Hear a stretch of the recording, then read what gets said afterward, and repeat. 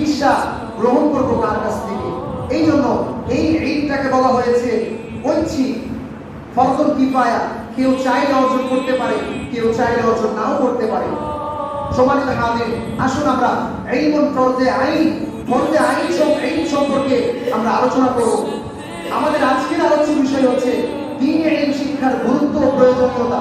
সম্মানিত হাজির, দ্বীনি ইলম শিক্ষা করা, আল্লাহ সুবহানাহু ওয়া তাআলা আমাদেরকে দ্বীনের মৌলিক বিষয়গুলো শিক্ষা করা আল্লাহ তাআলা আমাদের জন্য ফরজ করে দিয়েছেন।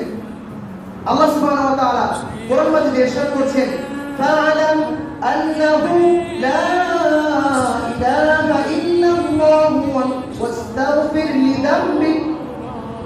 আল্লাহ সুবহানাহু ওয়া তাআলা ইরশাদ করছেন কোরআন মাজিদে, ফাআলাম, হে নবী আপনি জ্ঞান অর্জন করুন, আপনি জানুন, আপনি জ্ঞান অর্জন করুন, আন্নাহু লা ইলাহা ইল্লাল্লাহ, যে আল্লাহ ছাড়া কোনো মাবুদ নেই, আল্লাহ ছাড়া কোনো ইলাহ নেই, আল্লাহ ছাড়া কোনো স্রষ্টা নেই। ওয়াস্তাগফির লিযামবিক ওয়া লিল মুমিনিন, এবং আপনি আপনার কৃতকর্মের জন্য ইস্তিগফার করুন, আল্লাহ তাআলার কাছে ক্ষমা চান।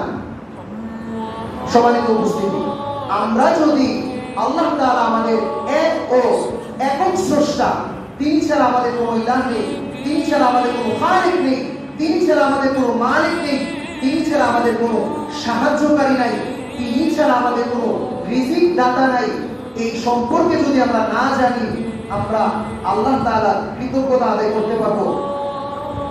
সূরাতুল লোকমানের মধ্যে আল্লাহ তাআলা ইরশাদ করছেন, ওয়া মান ইয়াশকুর ফাইন্নামা ইয়াশকুরু লিনাফসি, আর যে কৃতজ্ঞতা আদায় করে সে তার নিজের জন্যই কৃতজ্ঞতা আদায় করে। ওয়া মান কাফারা, আর যে অকৃতজ্ঞ হয় সে তার নিজেরই ক্ষতি করলো। আমরা যদি সবাই মিলে আল্লাহ তাআলার শুকরিয়া আদায় করি, আল্লাহ তাআলার কৃতজ্ঞ বান্দা হই, এতে করে আল্লাহর কোনো লাভ হবে? আবার আমরা সবাই মিলে যদি আল্লাহ তাআলার অবাধ্যতায় লিপ্ত হই, এতে করে আল্লাহর কোনো ক্ষতি হবে?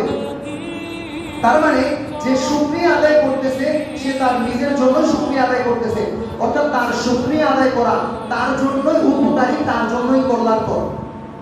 আর এই কারণে আমাদেরকে ওই ইলম অর্জন করতে হবে যে ইলম একত্ববাদ আল্লাহ তাআলার ইবাদত করাকে শেখায়, যে ইলম আল্লাহ তাআলাকে চিনতে সাহায্য করে।